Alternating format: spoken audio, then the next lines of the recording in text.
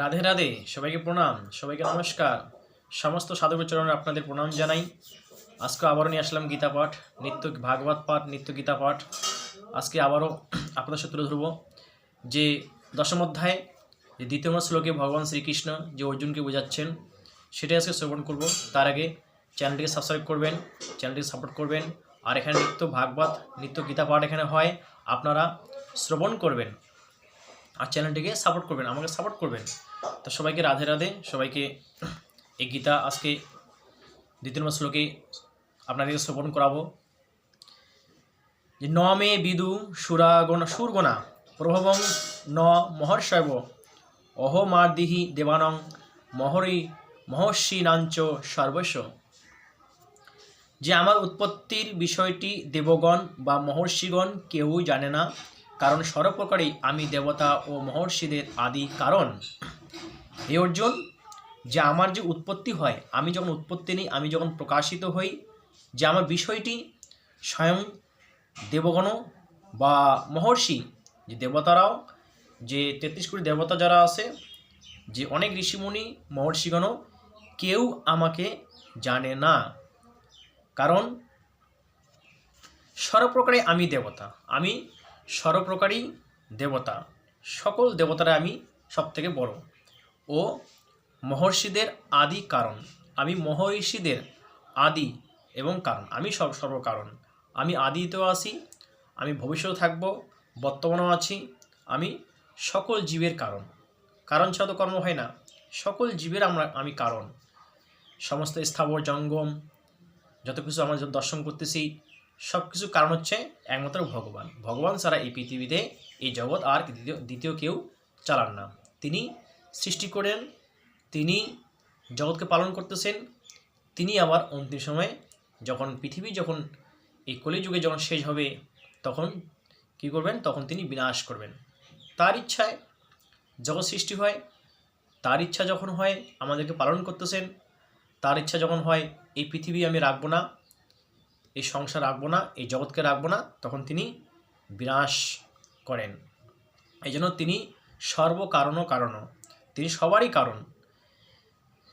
তার যে কখন তার লীলা তিনি নিজেই বুঝতে পারেন, নিজেকে তিনি বুঝতে পারেন। কিন্তু আমরা সাধারণ ব্যক্তি, সাধারণ মানব, স্বয়ং দেবতাগণ এখানে বললেন, স্বয়ং ভগবান এখানে বললেন যে স্বয়ং দেবতাগণ, যে দেবগণ, আমাদের সাধারণ মানুষ, দেবতারা অবধি তারা আমাকে জানতে পারেন না। তাহলে আমরা সাধারণ মানব জাতি কী করে আমরা ভগবানকে আমরা জানতে পারবো? এই জন্য কী হয়, যে ভগবানকে জানতে গেলে, ভগবানকে বুঝতে গেলে আগে অনুভব দরকার। শুধু ভগবানকে জানা বিষয় নয়, যে পরমাত্মাকে জানার বিষয় নয়, তিনি হলে মান্য করার এবং অনুভবের বিষয়। তাকে আমরা মান্য করতে হবে, তাকে ভগবানকে মান্য করতে হবে, আর তাকে আমাদেরকে অনুভব করতে হবে। তিনি সবারই কারণ, তিনি সমস্ত জগতে, সমস্ত পৃথিবীর মাঝারে, সমস্ত প্রাণীর মধ্যেই তিনি আমাদের হৃদয়ে, তিনি সমস্ত প্রাণীর হৃদয়ে বাস করেন। তাহলে আমাদেরকে অনুভব করতে হবে, এই অনুভবটা আমাদেরকে চেতনা রাখতে হবে, চেতনা আনতে হবে, জাগাইতে হবে, আমাদেরকে বুঝতে হবে, অনুভব করতে হবে। তাকে মেনে নেওয়াই সম্ভব, তাকে আমাদেরকে মেনে নেওয়াই সম্ভব, মানতে হবে। জানা সম্ভব নয়, শুধু জানলে হবে না, আমাদেরকে সেটাকে গ্রহণ করতে হবে, ভগবানকে গ্রহণ করতে হবে, ভগবানকে মানতে হবে, ভগবানকে সম্মান করতে হবে, ভগবানকে শ্রদ্ধা করতে হবে।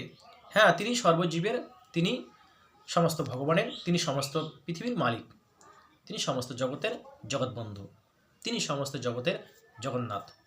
আমাদেরকে মানতে হবে সেটা। যেমন মা বাবাকে আমরা মেনে থাকি, আমরা মা বাবাকে, পিতামাতাকে আমরা মেনে থাকি, জানতে পারি না। কেন জানতে পারি না? কারণ যখন জন্ম আমাদের, যখন গর্ভে আমরা যখন ছিলাম, আমরা তাদের দেখিনি। আমরা যখন গর্ভে যখন আমরা ছিলাম, তাকে আমরা দেখিনি, দেখা সম্ভব নয়, কারণ আমরা গর্ভে ছিলাম।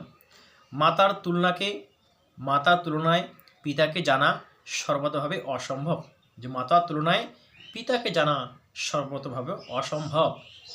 কারণ মাতার থেকে জন্ম নেওয়ার সময়, প্রসবকালে আমাদের শরীর গঠন হয়ে যায়। যখন মায়ের গর্ভে থেকেই আমাদের যখন জন্ম হয় তখন আমাদের শরীর গঠনও হয়ে যায়। কিন্তু পিতার থেকে জন্ম নেওয়ার সময় গর্ভাধানকালে আমাদের শরীরে কোনো অস্তিত্ব থাকে না। যে পিতার থেকে জন্ম নেওয়ার ফলে আমাদের শরীরে কোনো অস্তিত্ব থাকে না। ভগবান সমস্ত জগতের পিতা। গীতা তাই পরমাত্মাকে জানা সর্বতোভাবে অসম্ভব। যে শুধু ভগবানকে সর্বতোভাবে জানাটা অসম্ভব, তাকে মেনে নেওয়াই সম্ভব। হ্যাঁ, তাকে জানাটা অসম্ভব, আমাদের বিচার করতে পারবো না, আমাদের বিচার করার ক্ষমতা নেই, একমাত্র ভগবান বিচার করেন। তাহলে তাকে মেনে নেওয়াটাই সম্ভব, আমাদের বিচার করার ক্ষমতা নাই। কারো ভুল ভ্রান্তি, কারো দোষ দোষী, কারো পূজার দিকে হোক, ভগবানের ক্রিয়াই হোক, হয়তো কারোটা আপনাকে ভালো লাগতেছে না, তাই বলে আপনি বিচার আপনার করতে পারবো না। এখানে তাকে মানে নিতে হবে, ভগবানের কর্মটিকে মেনে নিতে হবে। সকল জীবকে শ্রদ্ধা করতে হবে, সমস্ত প্রাণীকে শ্রদ্ধা করতে হবে। পরমাত্মাকে জানা সম্ভব নয় এবং মেনে নেওয়াই উপায় নেই। মাতা পিতাকে না মেনে আমাদের থাকা সম্ভব নয়। যেমন মাতা পিতাকে মেনে না নিলে আমাদের থাকা সম্ভব নয়। সকলেই আমাদেরকে আমাদেরকে সকলেই খারাপ বলবে। সবাই আমাদেরকে, যদি পিতামাতাকে আমরা শ্রদ্ধা না করি, পিতামাতাকে যে ভক্তি না করি, সকলেই আমাদেরকে খারাপ বলবে, সমাজে খারাপ বলবে।